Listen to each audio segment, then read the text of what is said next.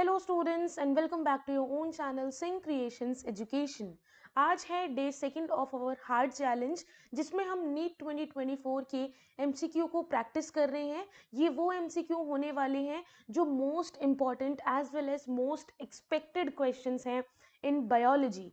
Bio के सबसे important और सबसे एक्सपेक्टेड जो क्वेश्चंस हैं उन्हें हम यहाँ पर सॉल्व करने वाले हैं फॉर योर नीट 2024 एग्जामिनेशन। अगर आपने पार्ट 1 यानी कि डे 1 की वीडियो नहीं देखी है जिसके अंदर हमने कई क्वेश्चन सॉल्व किए हैं तो डिस्क्रिप्शन बॉक्स में आपको लिंक मिल जाएगा। अदरवाइज आपको आई बटन में भी यहाँ पर जो लिंक है उस वीडियो का वो शो हो रहा होगा, उसे जाकर ज़रूर देखें। कई क्वेश्चन हमने उसमें भी यहाँ पर सॉल्व किए हैं। तो अगर आप हमें हमारे इंस्टाग्राम और टेलीग्राम पर फॉलो नहीं करते हैं तो so please do follow us. वहाँ पर भी आपको काफ़ी इंपॉर्टेंट इन्फॉर्मेशन देखने को मिलेगी। तो चलिए शुरू करते हैं बिना किसी देरी के हमारे नेक्स्ट क्वेश्चन से। तो हमारा 21st क्वेश्चन है बिकॉज 20 क्वेश्चन हम डे 1 को सॉल्व कर चुके हैं। आई होप आप सभी ने चैनल को सब्सक्राइब कर दिया होगा बिकॉज अगले एक महीने तक, क्योंकि नीट एग्जाम में एक महीना बचा है, अगले एक महीने तक आप लोगों को डेली वीडियो मिलेगी ऑफ एमसीक्यू प्रैक्टिस, ताकि आप लोग डेली कुछ क्वेश्चन सॉल्व करो और आपकी प्रिपरेशन भी काफ़ी ज़्यादा बेटर हो सके। तो हमारा पहला क्वेश्चन है the number of substrate level phosphorylation in one turn off citric acid cycle is. Citric acid cycle में एक टर्न जो होता है उसमें सबस्ट्रेट लेवल फॉस्फोराइलेशन कितनी बार होगा? ऑप्शन ए 0, बी 1, सी 2 या D 3। And the correct option here will be option number B, 1 time. ठीक है, सिट्रिक एसिड साइकिल में सबस्ट्रेट लेवल फॉस्फोराइलेशन एक टर्न में कितनी बार होता है? एक ही बार होता है। उसके बाद second question, match the following columns and select correct option. यहां पर आपको देखने को मिल रहा है कॉलम 1 एंड कॉलम 2। तो कॉलम 1 में आपके दिए हुए हैं floating ribs, acromion, scapula and glenoid cavity. Column second में दिया हुआ है located between second and seventh rib, head of the humerus, clavicle या do not connect with the sternum. आपको बताना है सही ऑप्शन क्या होगा यहाँ पर। The correct option here will be option number D, which is saying the floating ribs do not connect with the sternum, that is why उन्हें floating ribs कहा जाता है। acromion clavicles जो है इसके साथ सही मैच है। उसके बाद scapula जो है, scapula किसके साथ जाएगा बताओ? scapula will be with the, yes, located between the second and seventh rib। और लास्ट है हमारा glenoid cavity, it is the head of the humerus। तो ये सही करेक्ट ऑर्डर है, तो इसके अकॉर्डिंग आपको यहाँ पर आंसर करना था। नेक्स्ट है match the following diseases with the causative organism and select the correct option. Column number 1 में आपका गिवन है typhoid, pneumonia, filariasis and malaria. Second में गिवन है wuchereria, plasmodium, salmonella, haemophilus. Causative organism किस disease का क्या है उसको आपको सही मैच करना है। आई होप आप सभी ने सही मैच कर लिया होगा। आपके according which is the correct option? Option A, B, C और D. And the correct option here will be option number B, which is saying typhoid is caused by Salmonella typhi। उसके बाद हमारा pneumonia, it is caused by Haemophilus। Next है हमारा फ्लेरेसिस जो कि हमारा cause होता है वुशेरिया की वजह से। Malaria caused by Plasmodium. Clear है? नेक्स्ट चलते हैं। Montreal protocol was signed in 1987। Montreal protocol के बारे में सभी को पता है। ये प्रोटोकॉल 1987 में साइन किया गया था, किसको कंट्रोल करने के लिए? Option A, transport of genetically modified organism from one country to another. B, emission of ozone depleting substances. C, release of greenhouse gases या D, disposal of e waste. Correct option is emission of ozone depleting substances. Clear? Next, QRS complex जो होता है P फिर होता है QRS, ठीक है, ये कॉम्प्लेक्स ECG के अंदर क्या शो करता है, क्या रिप्रेजेंट करेगा? Option A, repolarisation of auricle, B, depolarisation of auricle, C, depolarisation of ventricle या D, repolarisation of ventricles. The correct option here will be option number C, it represents the depolarization of ventricles। Clear है? Next चलते हैं। Name the plant growth regulator which upon spraying on sugarcane crop increases the length of the stem, thus increasing the yield of the sugar cane crop।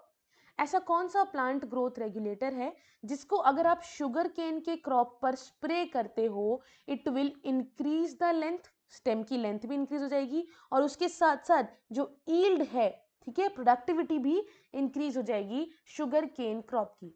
Option A cytokinin, B gibberellin, C ethylene या D abscisic acid.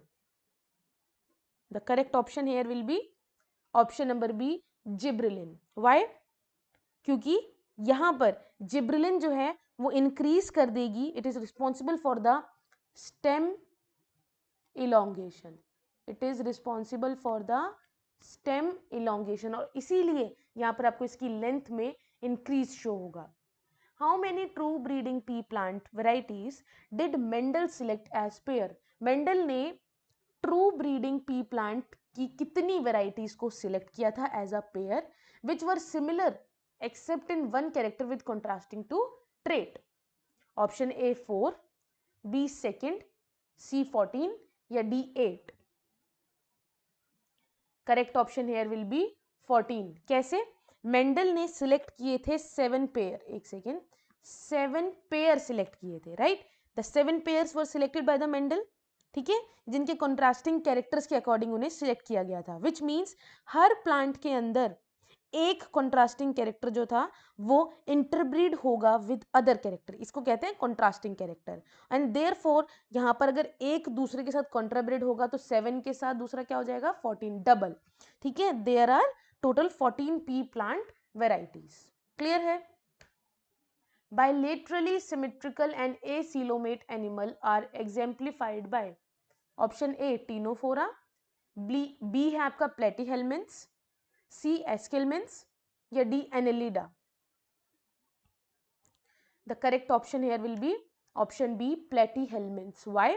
Because जो flatworms होते हैं ना वो bilaterally symmetrical होते हैं, ठीक है, और बिना सीलम के होते हैं, एसीलोमेट जिसे हम कहते हैं। क्लियर? तो प्लेटीहेल्मिन्स की ये कैरेक्टरिस्टिक्स हैं। एनिमल किंगडम से इसी तरीके के क्वेश्चन आते हैं, पूरा का पूरा किंगडम उठकर नहीं आता है, इसी तरीके से शॉर्ट क्वेश्चंस को ही पूछा जाता है। नेक्स्ट क्वेश्चन है हमारा 29th question, cuboidal epithelium with brush border of microvilli is found in. आपको क्यूबोइडल एपिथेलियम देखने को मिल रहा है जिसका बॉर्डर माइक्रोविलाई का कुछ ब्रश के जैसा है, इस तरीके से, ठीक है। It is found in option A lining of intestine, B ducts of salivary glands, C proximal convoluted tubule of nephron या डी स्टेशियन ट्यूब।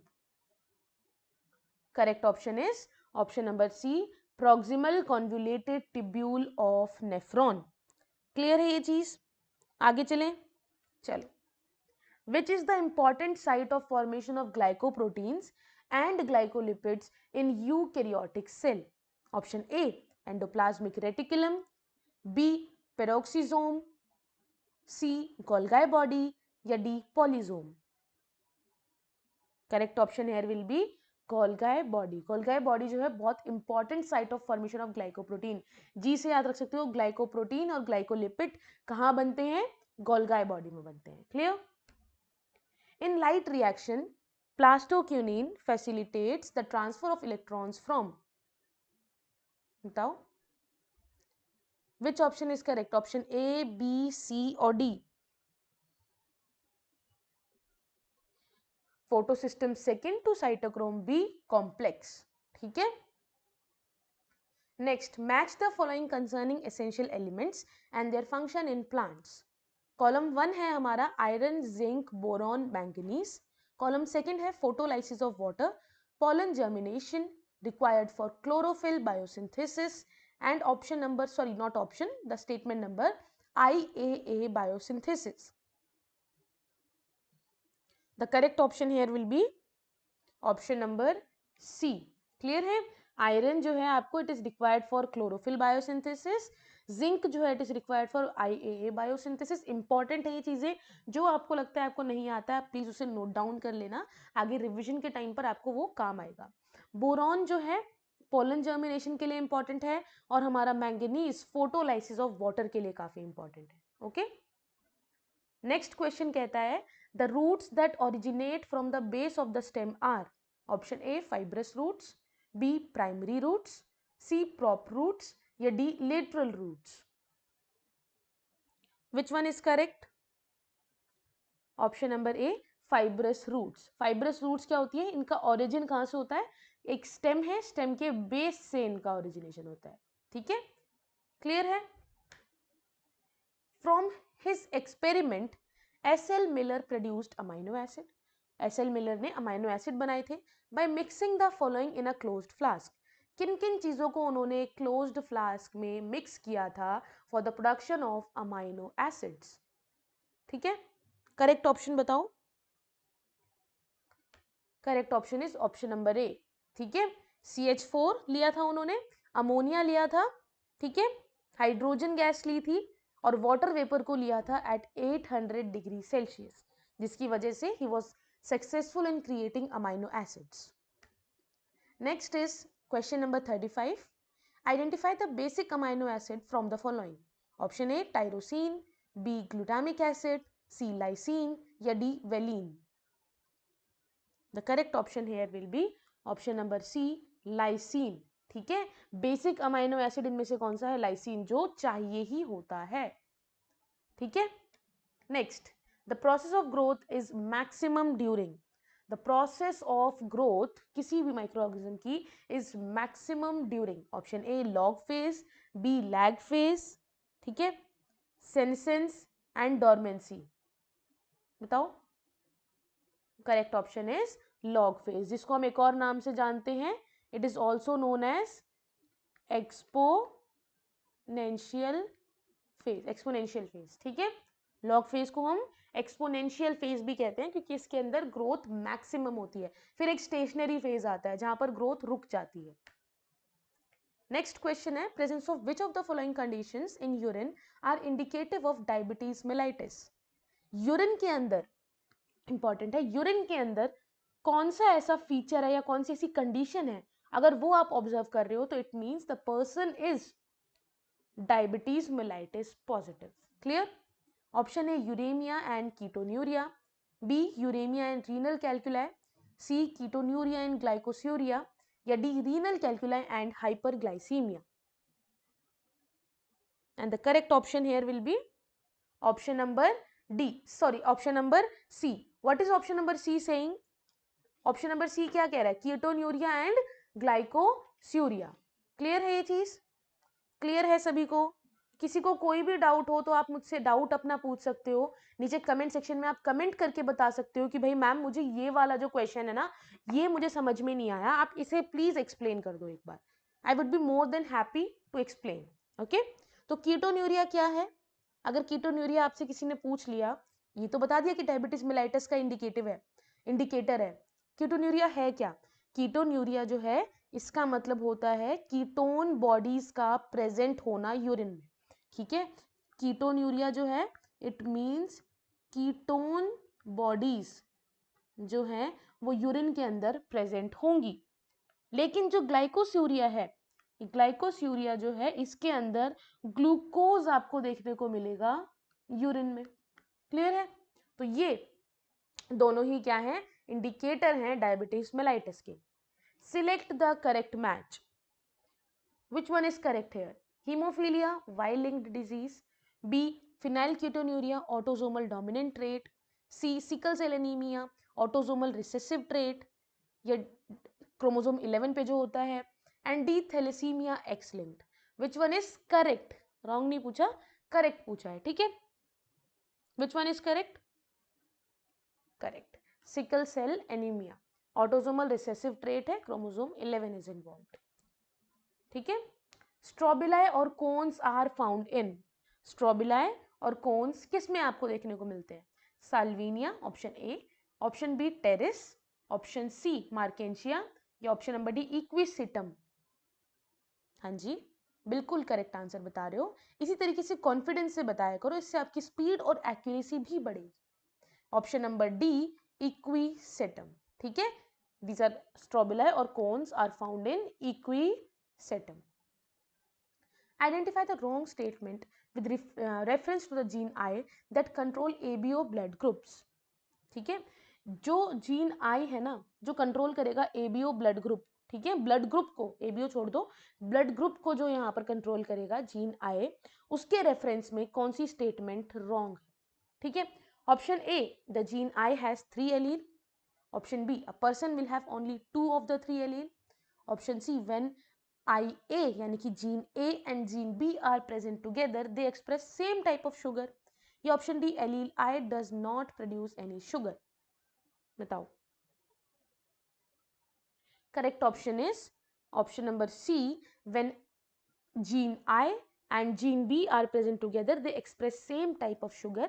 ऐसा नहीं है, दोनों ही both the genes, gene IA, gene IB express different type of sugar. ठीक है, यहाँ पर same नहीं होगा, they express different type of sugar. Okay. I hope आप लोगों को ये क्वेश्चन समझ में आए होंगे। कोई भी डाउट है आप नीचे कमेंट सेक्शन में कमेंट करके मुझसे पूछ लेना। हम मिलते हैं नेक्स्ट वीडियो के साथ, कल वो वीडियो आएगी, तो प्लीज़ चैनल को सब्सक्राइब करके रखो ताकि जैसे ही वो वीडियो आए आपको सबसे पहले पता चले और आप यहाँ पर उन क्वेश्चंस को सॉल्व कर सको और अपनी प्रिपरेशन को और ज़्यादा स्ट्रॉन्ग कर सको। Thank you so much, have a good day, मिलते हैं नई वीडियो के साथ।